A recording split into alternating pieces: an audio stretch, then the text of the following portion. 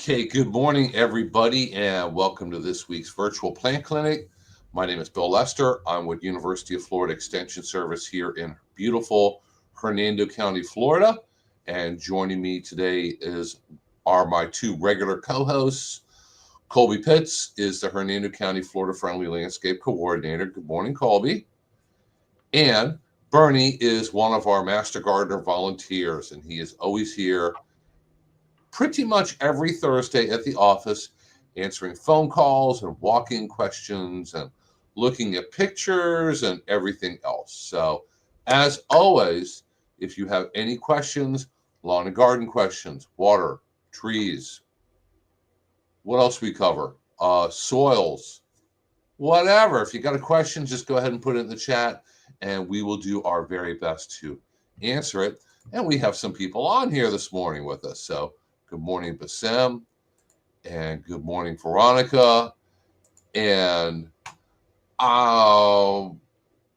let's see, my computer says here in Brooksville it's 55 degrees right now. So that's not really too cold to be out in the garden. It's wet and clammy.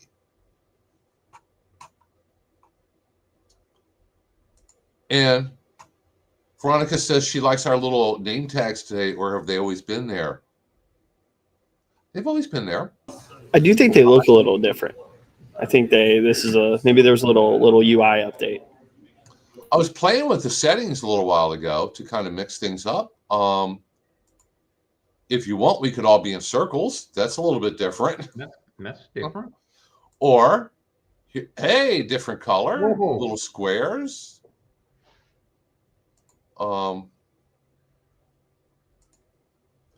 Let's try circles. Let's give this a shot for a little bit here. So, just to make Veronica happy. I like that. Gets rid Yeah, of a bunch of the stuff and lets your background show. Yeah, now we can look at that terrible looking lawn in the background. And I didn't realize how off center I have everything set up. When the big screen, I'm right in the middle, but here I'm a little offset. So let's see if comments still work. Yes, they do. And when we open them, let's see our little name tags disappear, but they come back. So Bill, good morning. How are you? And Veronica is really Alessandra in disguise. I had to give a class for the state Florida Friendly Landscape Program the other day, I think yesterday. And they use Zoom webinar, which is a little bit different than regular Zoom room like what I'm used to. And there are like 150 people on there. So they open it up, ding, ding, ding, ding, ding. You see all the names of all the different various people. Colby, your boss Alice was on there. And I was there. You were on there too? Mm-hmm. I didn't really scroll through the names that closely. I didn't really notice. I came in right at the end too, so I was probably at the back. Oh, okay. Yeah. By that point, I'm totally oblivious to who's there and who isn't. But at the very beginning, they asked, before we started, a question about where do you live and have any of your plants frozen or whatever. One of the first comments is, where's Bernie? So thanks, Alessandra.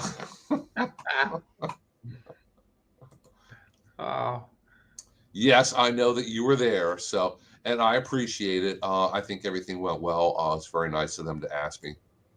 I hadn't done one of those before. I've done them for the Master Gardener class series in the past, but not the big FFL one. I think they do those. They do those every month. I believe you can get on their mailing list, so you register for like one of the classes, and then you'll get I believe they're like, what is it, the second Tuesday of the month at a specific time every month. I think those are pretty interesting. I try to make it to them when I can. Yeah, no, they're good. I watched a few before. Bill points out kind of the obvious here. He says that poor guy's lawn in the background. Hopefully he doesn't watch. Yeah, I hope he doesn't watch also. Probably tired of being used as an example. So let me tell you the story behind this lawn once again. And I see somebody in their driveway across the street in that picture also. No idea who they are. This was a picture that Spring Hill resident sent to the utilities department a year or two ago complaining about watering restrictions. He said, I went out and I fertilized my lawn to make it look good and make it look healthy again. And I need to be able to water that right after I fertilize it. It's not my day to water, but you need to give me an exemption for me to be able to do that. So there's a couple things wrong with that little scenario there. Number one, you're really not given an exemption for fertilizing or any kind of chemical treatment that might require being watered in. If you're fertilizing your own lawn, why don't you just do it the day before your watering day and water it on your regular watering day? You get to, if the manufacturer requires you to water in, you are allowed to do that, but it has to be like it has to be noted. It has to be like, so like typically the the applicator is required to give you a sign that says we put down this chemical. Remind you, it has to have the name of the chemical, the time they put it down, the date they put it down, and that it has to be like they're purpose-made signs, like they all have them. So it is one of those things, but you don't have to if your water day is the next day. Is a good point to. Yeah, that mostly applies if you have a service that's doing it, because you can't control when they come out. But if you're fertilizing your own lawn, you can control the day that you do it on. And from the looks of his lawn, it really doesn't matter what day he does it on, day or two earlier or later. It ain't going to make a bit of difference, because the bad news is him fertilizing that lawn isn't going to do a bit of good. I had this picture, on my computer, and I zoomed in, and my guess is once upon a time, it used to be a St. Augustine lawn, because there's still little bits of St. Augustine there, very few bits. Some weeds, even most of the weeds have been killed because the guy cuts the grass about a half an inch high. And that killed the St. Augustine, kills most of the weeds, not all of them. There's some weeds where you can cut them really, really short and it's still not going to kill the weeds. But the homeowner basically killed his lawn. Fertilizing it at this point isn't going to help. Watering it, not going to help. He would have to resod if he wants a nice looking lawn. And if he keeps managing it the way that he did this one, he's going to end up with the same result in anywhere from 1 to 3 years. So you can't fertilize your way out of horrible lawn management. I was talking to someone last week about mow height, and the guy was real, well, these other people mow it at they mow their grass at half an inch and a half, and I'm like, are the other people you're talking about golf courses? Because not even the golf courses have St. Augustine mowed at half an inch. It's not St. Augustine. It's a completely different grass. That's a completely different thing. And really, I know you told the story before that the healthiest St. Augustine you've ever seen was 5 or 6 inches tall, and that's the same for me. I saw it in in Daytona in a campground where they had like a little island that had some tree. I don't remember what it was, and then that St. Augustine grass was. It was and no weeds, beautiful green, very healthy. If you run the St. Augustine at 6 inches, it ends up with the roots being a foot long. It's always got a water source. If you mow it at 2 inches, the roots are 1.5 inches to 2 inches long, and they run out of water after the second day after it's watered. So, but if you look at the picture, that the fellow directly across the street from him has a gorgeous lawn, and from the way it looks around the trees, it's probably very tall. And then you look at the neighbor next to them, they've got the same problem. So, lawn maintenance is not what it was up north, where you run out, you buy this little box of grass seed, you go home, you throw it out, and boom, a lawn appears. I knew how to do that when I lived up north. I was one of those people. If we had a problem, I just bought a box of seed and it grew. And now you have to take care of it. I'm just amazed that anybody is able to grow grass if they moved here from up north, because nobody did any maintenance up north. Those grasses didn't need it. I also think it's kind of funny how one guy on your street with a nice lawn kind of makes everybody else look so bad. It's Yeah. if everybody's lawn looked like this guy, you might think, oh, it's just it's in the way it winter, is. everybody's lawn's browned out, but this dude over here in the top left, he's got it going on, and it makes everybody else's look so bad. We have a guy like that on our street. I had a fellow bring a picture in, and his lawn didn't look too bad, and his neighbor's lawns really look great.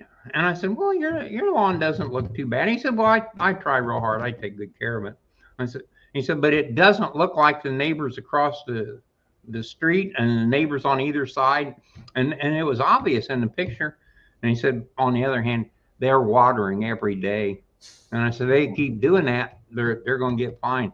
And he said, 2 of them already have. They're up to the $500 fines now. So, hey, if it's that important to you, then go ahead and water every day and take the $500 fines, and then whatever else they do to you above and beyond that.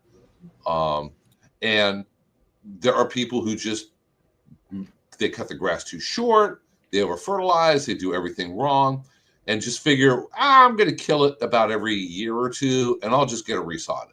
So if you don't mind sinking that kind of money into your lawn, you can do that, and you can be the neighbor who has the perfect looking lawn. yeah, when they started driving those trucks around at 2 o'clock in the morning looking for people watering, it surprised a lot of people that had been getting by with it for years. So, if all your neighbors have a $50 a month water bill and you've got a $500 a month water bill, it's pretty obvious what's going on. So, yeah, they will find you. They will get you. And the sad part about it is the maintenance doesn't require that kind of watering. It's an offset of the fact that we've done everything else wrong. So we'll just pour as much water on it as we can. And if you did everything right, the once a week is fine. That works. You might have 2 weeks where it causes a little problem with the lawn, but it's not terminal. Yeah. Poor maintenance all year long is terminal. Yeah, I've seen people resod their lawn and they go back to cutting it really, really short, half inch high. And within about a year, it's dead again. And they're just like, oh, those chinch bugs came back. Or yeah. What cracks me up is the sod's not even delivered at an inch and a half high. That sod's 3 or 4 inches tall when you get it. Why? What makes you think you should cut it shorter than what the sod people had it at, what the sod growers had it at? Because when you go to the golf course, that's what they cut the putting green at. And of course, the sod guys tell them now, pour an inch and a half of water on this thing every day for the next 3 months. And they do. They go out and water 3 times a day for a half hour or an hour. And then they run out of time. They can't do that anymore. So they shut the water off. And that grass, you can almost hear the gasp of, it's really a shock. So, if you follow the schedule and slowly reduce the watering, saves you a ton of money, unless you're using a well. And the truth is, if you got a well, you're pumping so much limestone dissolved in that water on the grass, you're not really doing it a lot of good. So, good maintenance requires the knowledge, and there again, we're preaching to the choir again on this show, because for the most part, people on the show already know all these things. But if we can impart a little bit that'll help you, save you some money, or make your life a little more fun, we'd be glad to do it. So, but give us a chance if you can. So, Bill, I'll look around for a different picture to start using as the background. Yeah, I probably shouldn't pick on this poor guy forever and ever here. That's okay. I have some pictures of how people have pruned their palm trees in the past, and that's even worse than this. Give a picture of one of the palms with the palm disease. The lethal bronzing has really wiped out the sago palms in our county. Man, they have just really taken a beating. There's 2 left between here and where I live. When I started, there were over 30. So it's 20 some palm trees have died from the same disease along this one route. So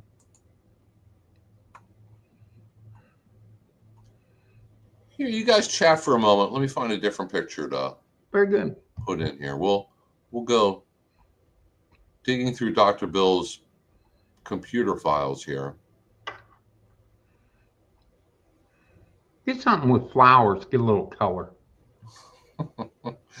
I got a picture of you behind the computer. That's not very good. I wouldn't want to see that. And looking very smart. That'll never happen. Colby's got some neat pictures. He's got those pictures that he took when he was working doing the invasive removal, and he's got some really neat areas of the area, this local area that he's been in. So there's still a few really beautiful areas, a few natural areas around. So hopefully we can maintain some of them so that 100 years from now, people will still know what Florida looked like. Love it. Here's one that's not high enough resolution, it looks like. Might be a little hard to see. Crepe myrtle pruning. Trim back to the bare minimum.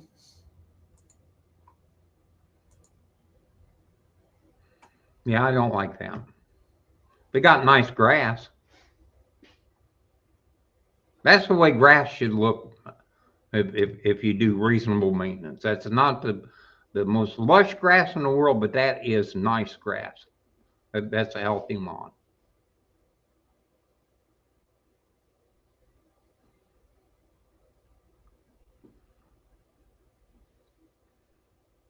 I kind of like putting these scary pictures behind us. These things, these real ugly, scary pictures. It makes it makes us look a lot better by comparison. Yeah. The sad part about it is that everybody wants to do that with their crepe myrtles. It's something that has been started, and it just goes on and on and on because that's what we've always done. Nobody knows why we've always done it. Some people, it keeps the trees small, or it makes them flower twice as much or whatever, but nobody knows if that's really true or not, if that has any effect on them at all. But it looks so ugly for 6 months, and it's a beautiful tree. And if you don't do this, the trees, when they do go bare, are this pretty brown, and it becomes a really nice looking bare tree. It has a nice color. It's got a nice shape. These things look like, oh, that's beautiful. Here, let's move Bernie out of the way for just a second here. So this is a palm tree, and this is what one of my master gardener's neighbors did to their palm tree. So we don't recommend pruning it quite that severely. Not good for the health of the palm. And it doesn't, I mean, if this was your next door neighbor, would you think that was a good looking palm in the front yard? That's atrocious. That's terrible. That is. You know, there's so many university resources on pruning every type of different tree. And so if you have a tree in your yard, it's as simple as, let's say, palm or crepe myrtle pruning IFAS. Just Google it, and they will tell you exactly, like to a T, exactly how to do it. You know, and if you have a tree, if you're not sure about it, you have something that you want to keep looking nice. It's that easy to just use those resources. These things are published completely for free for people to use. So I think it's a resource that is definitely, even though it's used a lot, I think it's still underused. Had a lady client that was waiting for the show to be over last week, and had some pictures of her palms, and Canary Island date palms, and they were pruned a little more than necessary. I mean, a little more than they should have been. And and that wasn't what she came in to talk about. And I said, you know, you're pruning these things a little rough. And she said, well, I was told that you need to keep them around 3 o'clock. And so to keep them at 3 o'clock, we kind of maybe take the next row off. And I said, that's the 3 o'clock thing is if you have to prune it, that's the absolute maximum that they should ever be pruned. And I went through the explanation of palm trees take the nutrients out of the bottom set of leaves and put it into the new growth. And the trees have a particular number of fronds that if they're just left alone, they want to maintain this number of fronds. So if it's 38 fronds, when it gets the 38th frond is grown up and nice and tall, the very bottom frond starts losing all its nutrients, and they are put into the growth of the new leader. So, you know, so this sphere is always getting fed from the bottom set of fronds. She said, well, that's not the way the people explained it to us. They said, when we bought these palms, cut them at 3 o'clock. And I said, no, that really isn't necessary. And she said, well, I understand that now. And she said, the truth is, I like them when they're full. I don't really like them cut back like that. So she left. She's probably one of the few people I ever convinced that she should leave them. But she was really happy. She was going to go home and put an end to the destroying the palms. But you know, these things are expensive, and if you, it's like lawn. You know, if you don't take care of it, it'll cost you $3,000 a year to replace it. Or more. Yeah, and so you end up with the same thing on palm trees. The 3 o'clock position, that's the most you should ever go when you prune one. And that, I'm absolutely positive, is more than 3 o'clock in your picture. Yeah, this one goes from about 5 of 12 up to 1207 or so, is my guess. And I'm not sure how many varieties of palm trees grow best with a grand total of, what would that be? Maybe 2 leaves. But I think most palms try to keep more leaves in their crown than that. Mm-hmm. I would think. Unfortunately, services will do this. The homeowner, because, and you know, to have a service come out and prune your palm tree is expensive. Nothing is cheap anymore. And you tell them, prune it up tight so I can wait a whole year to have you back. And in order to do that, they have to take off literally every last leaf. And I'm sure they're thinking it'll grow back. They almost always grow back. Well, they do grow back until they don't grow back. One of these days, when you prune your palm tree to excess like that, you're going to get a couple of palmetto weevils who smell the open cuts, and now they're going to inhabit your palm tree and kill it, or you're going to get a disease. Or I had a Washingtonia palm in last house we lived in, which we're technically renting. And the owner, after I had somebody prune the palm trees, the owner had somebody come along. He took off a lot more leaves. He really over pruned it. And one of the trees just gave up. It just died. It never came back. I'm not sure exactly what happened to it. I think the poor thing just gave up the ghost and gave up.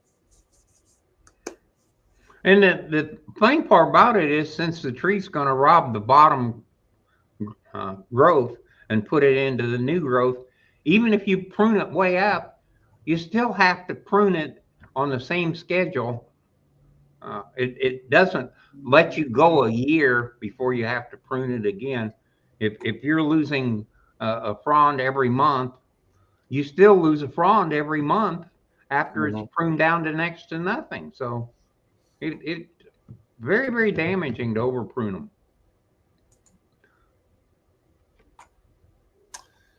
And apparently Lily has crepe myrtle trees up where she lives. I'm not really sure how far north they grow, or how cold and snow and frozen ground tolerant they are. You'll just have to get one and stick it in your yard, Lily, and see how it does. And if you want, we can send some banana plants up there for you to grow, since everybody from Pennsylvania moves to Florida and insists that they can grow apples and everything else that they grew up north, should work both ways, right? Yeah. Yeah.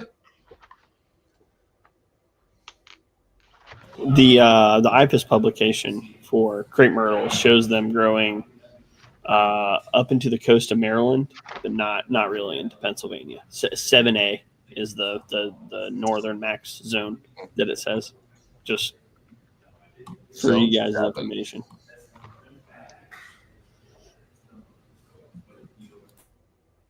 Keep in mind, a lot of things that grew up there really do not grow well in Florida. A lady she emailed me, I think. She had a couple different types of hydrangeas, and they had very specific names. There were specific varieties. And I'm no expert on hydrangea varieties, so I Googled them and I looked them up. One of them, the grower, the patent owner of these varieties, had very good information online. They even had a map of the country where it's going to grow. One variety grew like from New York, didn't even really grow into Georgia. So growing them in Atlanta is too far south. I said, ma'am, you're growing this variety way outside of where it was bred and found to grow and do well. We're way far south of the southernmost area where it should do well. So that one's probably not going to do well here. But you need to look those things up before you order one or get them. Yeah, crepe myrtle is listed as optimum, zone 8 to zone 10B. So, okay, like everything else, there's always going to be one that made it in zone 6 somewhere just to make us outliers. But exactly. And Lily, if you want to try growing mangoes up there, we can just order up a mango tree and put it in the front yard and see how it does, because you want it to do well. We have a special guest here. Good morning, Wendy. How are you? Good morning. I'm great. How are you this morning? I'm so glad I was able to join you guys. Very good. I see you have your little name tag. We tried a different look. You can play with the shapes, so we went with circular today. Fun. Okay. I'm trying to cover my messy background here. There we go. Good morning. I don't even try. People can see what I have back there. I have the stuffed alligator on top of my filing cabinet, and Wendy disappeared. So hopefully she'll be back in a minute. Just to go back to what we were saying. Well, I had a guy call about hostas. People love their hostas. And he's like, I'm from Michigan and I had these beautiful hostas, and I was like, man, I hate to be the bearer of bad news, but that's not going to happen. But in his messaging me, I did a bunch of research in there. There actually is one variety that they've developed that supposedly grows well down here called a sun hosta. That's like a brand name. And like I was on like a forum post reading this guy, and like several people were like, yeah, I planted them, they grew fine. But there's one of the IFAS publications has like, it was like snowbird replacement plants for things to grow and when the stuff you want won't grow. And I think it was a cast iron plant they had as their replacement for the hosta. So that guy wasn't, he didn't seem angry at me, but he was really sad. I felt really bad about telling him that this stuff.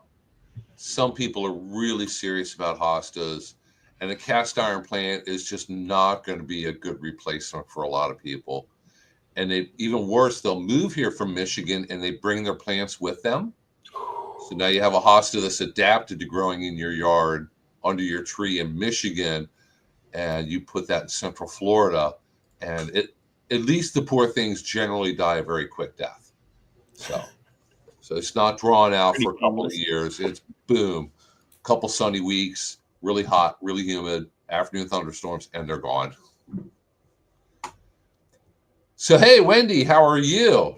You keep popping on and off here. So the joys of internet. Yes, so I did find, because I love the way I used to live in a very shaded area. We had a ton of oak trees, and so I did try a hosta. Didn't go grand, but it didn't totally die. So I felt pretty good with that. And I was trying to find something about the hostas to drop a link in the chat, but I think I just found an Edith's Pub for you guys about shade. Now, let me see if I can connect to the live chat.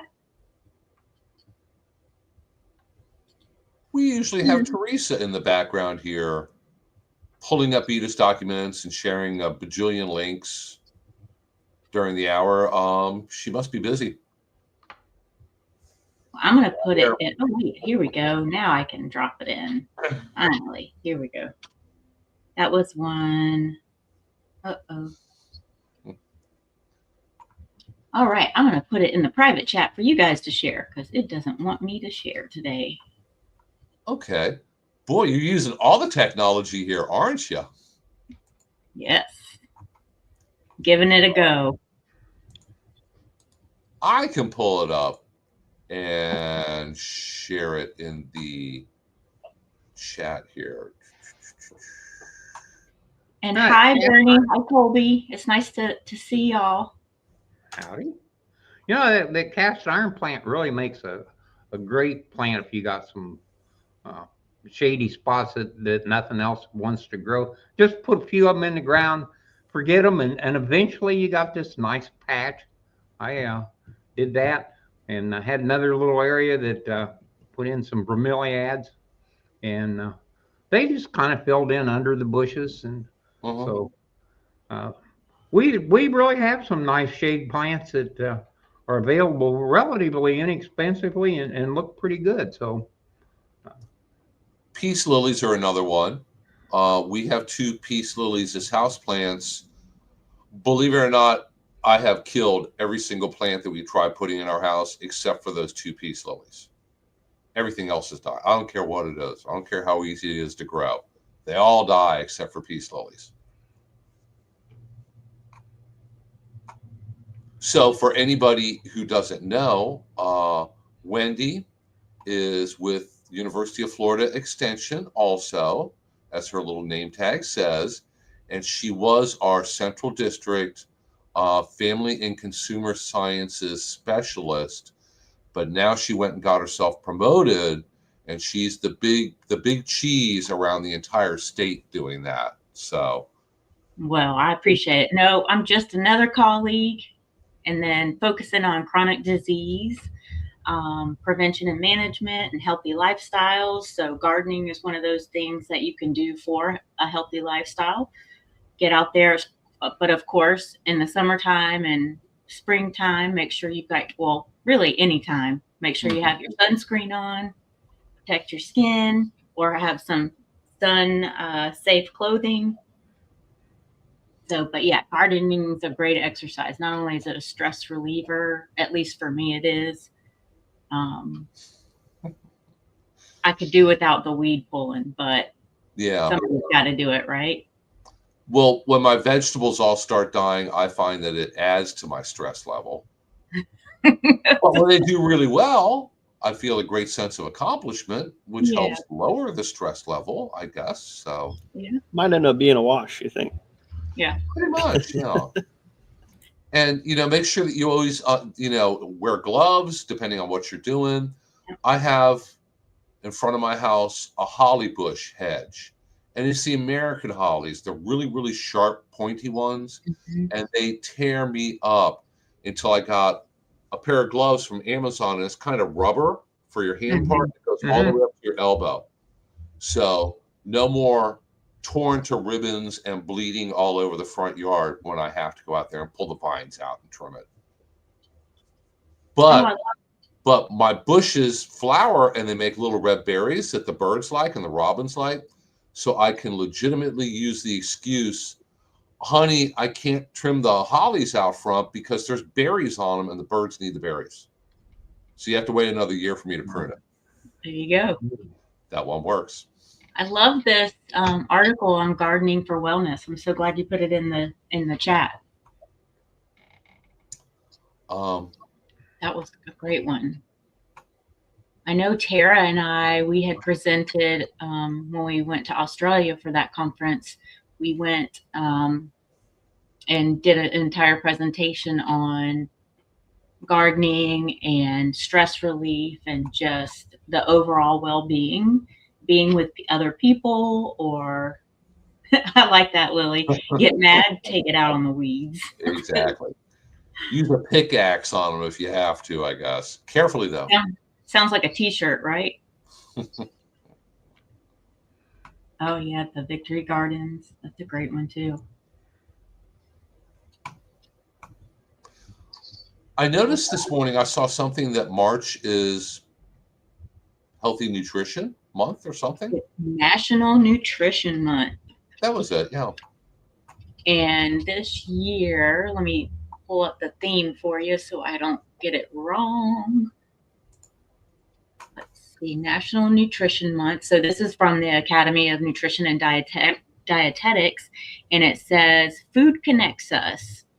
And it truly does. If you think about all the different types everybody eats, some of the things we grow, right?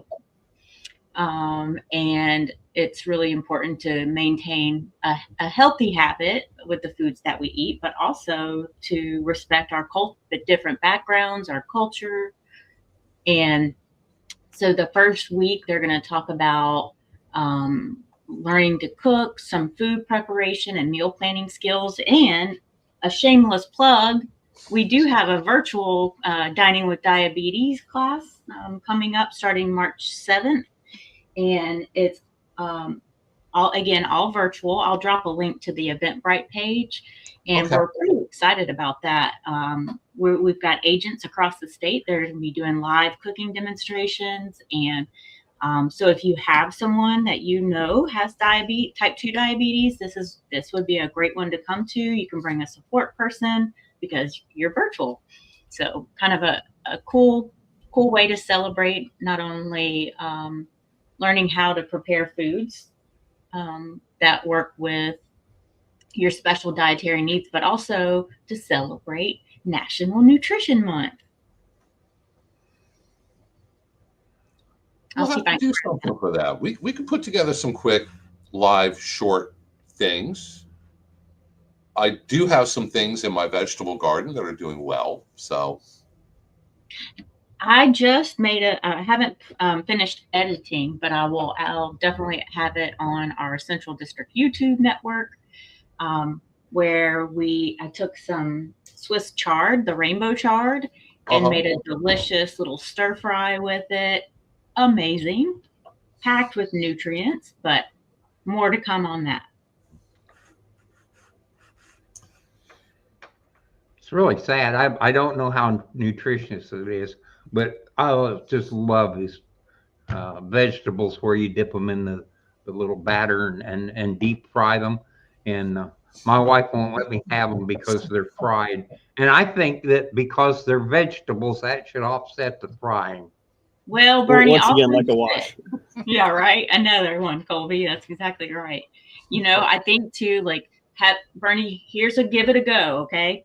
So do the same thing instead of deep frying. Go ahead and batter them up and like you would normally, but then bake them. And then if you need a little extra crisp, you can put it on broil, but only for a hot second because it'll get very hot and burn. But that way you can still have the fried-ish, and you get your veggies, and your wife will be happy.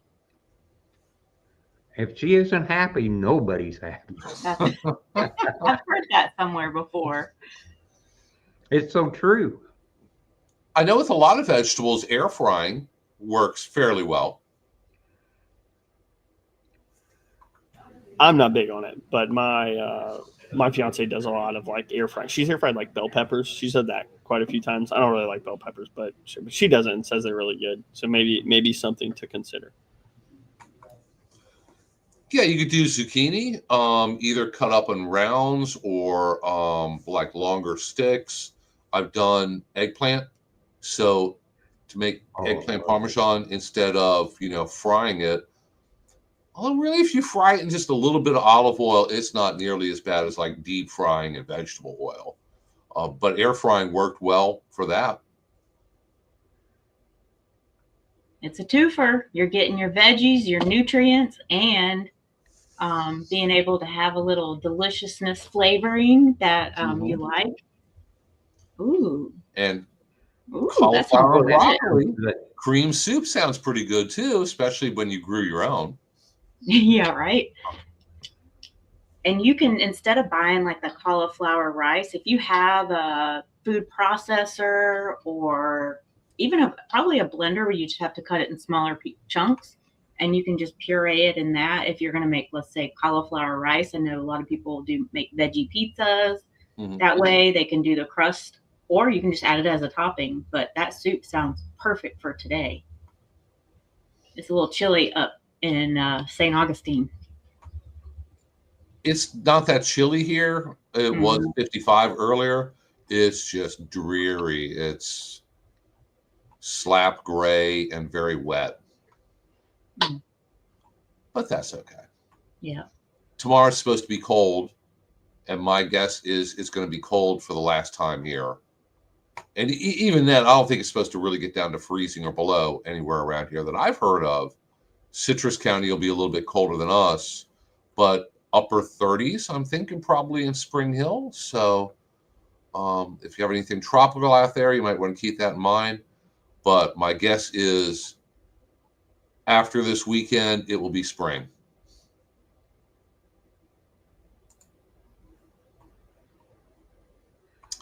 So we have a lot of great information on air fryers here.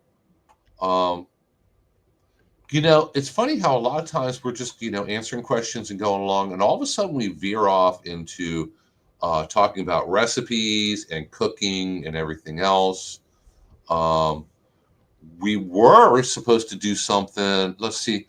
I gave this little sheet here from suggestions from people of just topics to discuss or class or whatever. One of them is fresh from Florida ideas. So if you want to do something like that sometime. Somebody asked about kombucha. Are you familiar with kombucha? I've never tried it.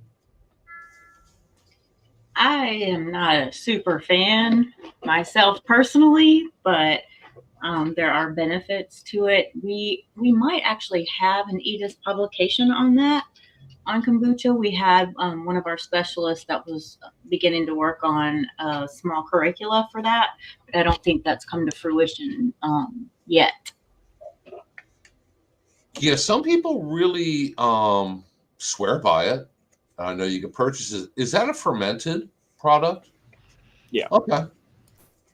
I don't really like kombucha, but the people who like kombucha really, really, really like kombucha.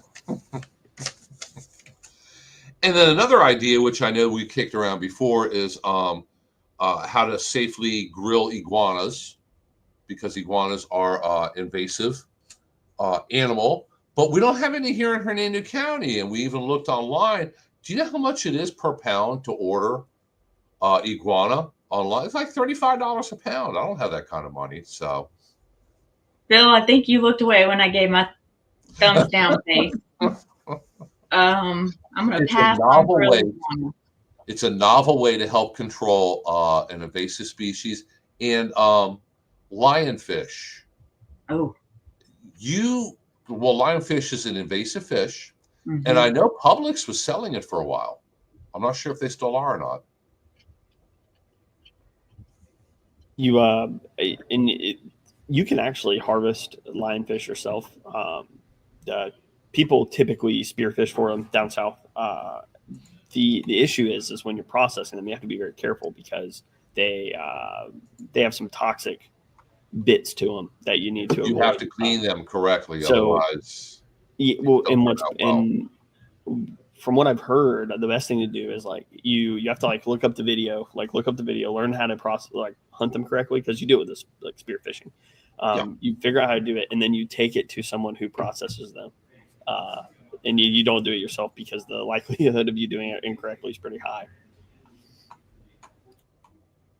I know they have a contest every year for who can go out and get the most. Yeah, I think it's really similar to what FWC does with the pythons down in Everett. Yeah. Same thing. It's like a bounty system where they want you to get it, and because man, lionfish are really, really, really terrible for all of those reef ecosystems where you know these are already super fragile, super in peril ecosystems just by nature of the humans being there. So when you introduce something like a lionfish that's to that ecosystem, it's like a mega predator, and you end up having all kinds of issues. So they rightfully want you to get rid of them. I think it's the SS United States that is coming down on its way as we speak to be sunk as a reef off of the coast of Florida. Will be the largest ship to have ever had that happen at this point. So we're going to have a new reef. May be a great place for the divers to go and find some more lionfish. That's one I would like to try. That having grown those in an aquarium and watched them for a long period of time, I would like to see what one of them tastes like. Try it at least once. That's why I've always liked going to and I can't find them over here, but I've been to all you can eat sushi before, and I try everything. If I've never tried it before, I'll try it at least once. I don't necessarily like everything, but I like pretty much most of the sushi I've ever tried. This is when we need a Sea Grant agent on to help us with isn't lionfish poisonous? Yes, lionfish has poisonous barbs on it. And poisonous spines, yeah. It's not as bad as pufferfish. Oh, that's probably what I was thinking. That's the one that even if you take it to an expert to prepare, there's no guarantee you're going to survive much beyond the end of dinner. The Japanese have a special license to be a pufferfish sushi maker. So interesting. Well, I've learned two things today. I'm not going to eat pufferfish and iguanas. Iguanas are supposed to taste like chicken, and you can cook them on the grill. And University of Florida has at least a blog post, if not an EDIS document, on things to keep in mind. If you had gator and everything else, I have to imagine it's similar to gator tail. In my head, it's probably a little more gamey because it's smaller, and those little guys can be kind of angry, and normally those angry animals taste super gamey. So Lily's wondering, where's my boss, the Sea Grant agent? Well, she's busy in her office right over in that direction. We'll have to have her on here next week. She has been on in like years. So, and she's super knowledgeable. So she's a good person to have. It's the glands of the lionfish. I looked it up. So like they have the spines, right, and their toxin comes out of the spines, but the toxins are fed from glands that are under the fins. I wish my fish anatomy is lacking, but and that's like the thing. Gills? Could it be the gills? No, it's theirs. I'm trying to think. They're side fins. I can't remember what they're called. There's a specific name for them. Dorsal, pectoral. Pectoral. That sounds about right. So I guess I'm under totally there. guessing. and when you're harvesting them, you have to, like when you shoot them with the spear, you have to hit them like in the top, because if you puncture the gland, you get that toxin out in the out in the inner workings of the fish, I guess, and that's why like you need to take the little class. I know before the before the derbies is what they call them. They have like an introductory class that kind of teaches you exactly how to do it. So if you're interested in that, if you're interested in spear fishing in Key Largo, you ought to pay attention and attend the class beforehand. I have never spearfished before. Neither have I. It's way harder. It's way harder than you think it is. Yeah, because in my head, I've only been a couple times. But it looks really easy when you see those videos of it, and it's not that easy. Yeah, I don't think anyone should give me a spear. and not get too close to you when you're underwater.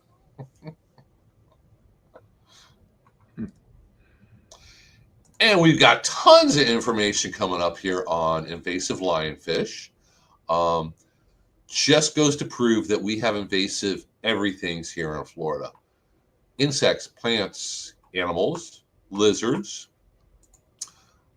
This past weekend, I had to go to a local festival in city of Brooksville, their Tangerine Festival, and give a little presentation on citrus, and everything was great. We're looking at all the different vendors, and there was a vendor there that was selling reptiles. And it had a real weird, I'm sitting there looking at what they have. They have one of the snakes, they had a python for sale. They've become a problem in South Florida because they escaped captivity and they're reproducing. They had a black and white tegu, and there's another, maybe a red tegu. I know the Argentine black and white tegu is invasive and loose in Florida, but I'm looking at it, it's like, dude, every animal you're selling here is a really bad invasive. Should we really be doing that? Selling it to new people? I know some people are responsible exotic animal owners, but apparently not everybody is. I know with a lot of those, you have to have them permitted, and I think that only the permits, though, if they're not species specific, I think it's done by weight. Maybe I'm trying to remember. It's been a while since I've looked at it, but Yeah. I think so. Something that's a little bit smaller that may still be invasive, or small when you buy it, that is, there might not be too strict of a permitting process. Well, I saw something with tegus that they were going to essentially outlaw them. You had to have a special permit for it, and I think you have to have GPS attached to the lizard. So should it get loose, it could be found. I do not want to see a tegu lizard with an AirTag collar running around my neighborhood. I'd prefer not to see that. I would like to see it so that if you buy an exotic species, you get a little card. When the animal dies, you take the card to a veterinarian with and the veterinarian signs off this animal died and sends it in. If they show up and you can't produce the animal and don't have this card signed by the veterinarian, then it's like $100,000 contribution that you get to make towards getting rid of all these exotic species. Because until it is expensive, people are not going to do it. It's like the people buying the snakes. First, there's a little bit of something wrong with people that like snakes. That's only a personal opinion and doesn't reflect the extension in any way, shape, or form. But once you have this thing and it's gotten to be 28 feet long and it weighs 275 pounds, there's not much you can do with it, and you don't have the heart to kill it. So what do they do? They take it down to the Everglades and they turn it loose, knowing that it's going to have a happy life and live out the life. And unfortunately, that's a automatic built-in thing. If you have a tree in your yard and that tree is bad and needs to be taken down, people cry over cutting down trees. So if a tree can invoke that kind of reaction, just about any animal, it's worse than losing one of your children for most people. The kids, they're okay, but the cat, oh my God, if anything happens to this cat, I'll die. So until it is expensive to turn one of them loose, it's going to always happen. Nobody wants anything happening to their beloved pet. So I'm sure some people even become very attached to their Burmese python also. So, and I feel for you, but you don't ever want to be releasing something out into the wild. Where we've gotten an awful lot, really the majority of our invasive aquatic plants is from the aquarium trade. And it's not the people who buy and sell aquarium plants that do it.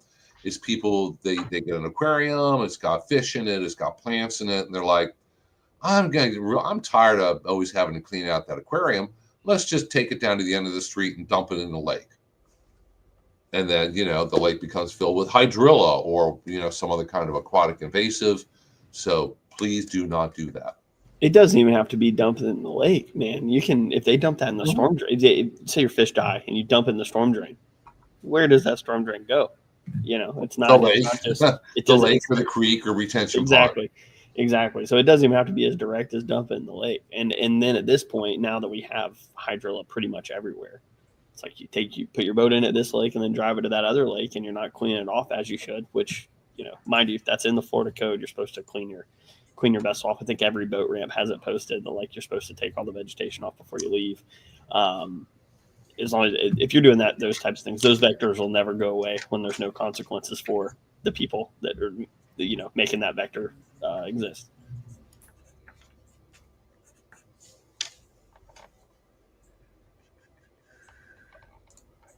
So Okay, now, if anybody watching us live has any last minute questions, comments, if you'd like to ask Wendy about proper iguana grilling, something like that, go ahead and get those questions in now. I can't guarantee she's going to answer it, but let me see what's.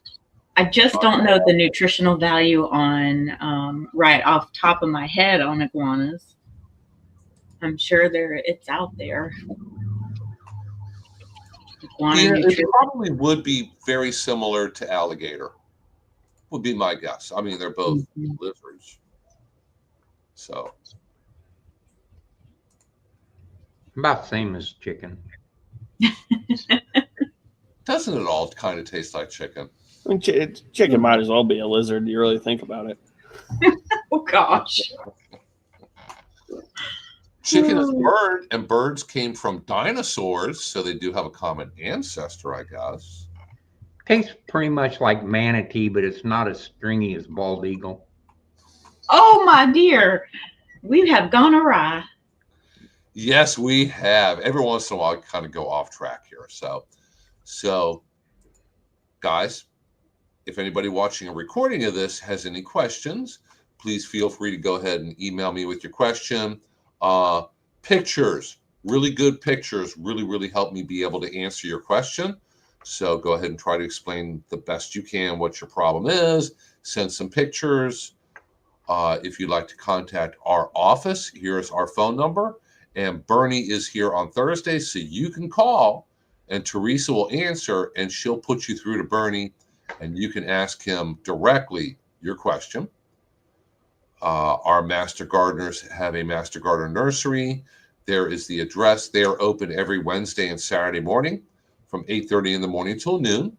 They have a great selection of native and Florida-friendly plants for sale. And if you have a burning question for Colby, there is Colby's direct email. But the best way to get a hold of him is through his link tree, because that way you can find out all about his upcoming classes, rain barrel classes. We have here in Hernando County monthly composting classes. We have Earth Day coming up early April, which I guess we need to get kind of busy on and lining up who's going to be there. We always have a lot going on. And with our office, if you're ever curious about what we are doing, please be sure to visit and follow our Facebook page, because when we plan something out, we always make a Facebook event and we make a post. So following us on Facebook is just a really good way to keep on top of what we're up to. And if you give me just a second here, hopefully I'm getting this correct.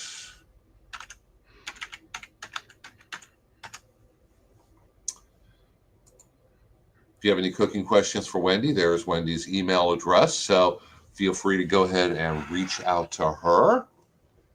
And I know that Wendy, if you're watching, because what we're doing here goes to 2 different YouTube channels and also our Hernando County Extension's Facebook page. So I know that we have, like, for example, we have 10 people watching us right now, and they're watching us from a variety of different venues.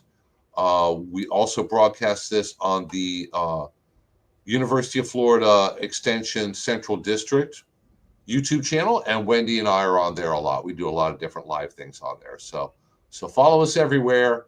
That way you'll be able to watch everything. And we do a really good job of doing it live. and then recording it. So if you got to work, like, we're all working. We can't be sitting around watching classes all day long. I got to work. My boss is right next door. I got to get some work done. But I can watch things, later on or in the evening when it's more convenient. So let's check. Wendy, we really appreciate you being here. And it's nice to have somebody that represents some other parts of the extension service. Here's a free service on just about everything that's important in life, as far as the physically taking care of yourself. And it's all free. You can't ask for better advice because it's from the best experts in the country, and we just appreciate it. And we need to get that out, that we can do more for people than we are doing, because so many people don't know we even exist. So tell your friends, and thank people like Wendy that is out there promoting our entire organization, and we really thank you. Thank you. Thanks for your kind words. Yes, thank you, Wendy. And yes, Lily, I will have a long talk with Bernie as soon as we wrap it up here today. So we'll straighten that out. So I guess we'll go ahead and wrap it up for the week. To the very best of my knowledge, I will be here again next week. So, gosh, I'm going to make it, 3-4 weeks in a row? That's unusual. So hopefully everybody will come back and join us again next Thursday morning, 10 o'clock in the morning. I'll be here. And hopefully I won't be alone. I'm sure Bernie will be here at least. Colby, you'll probably be here also. And we'll try to get some other guests on. So I promise to work harder at lining up guests to come in and kind of add a different perspective on everything. So, hey, everybody, thank you so much for joining us live today. We will see you again next week. So until then, take care. Bye, guys.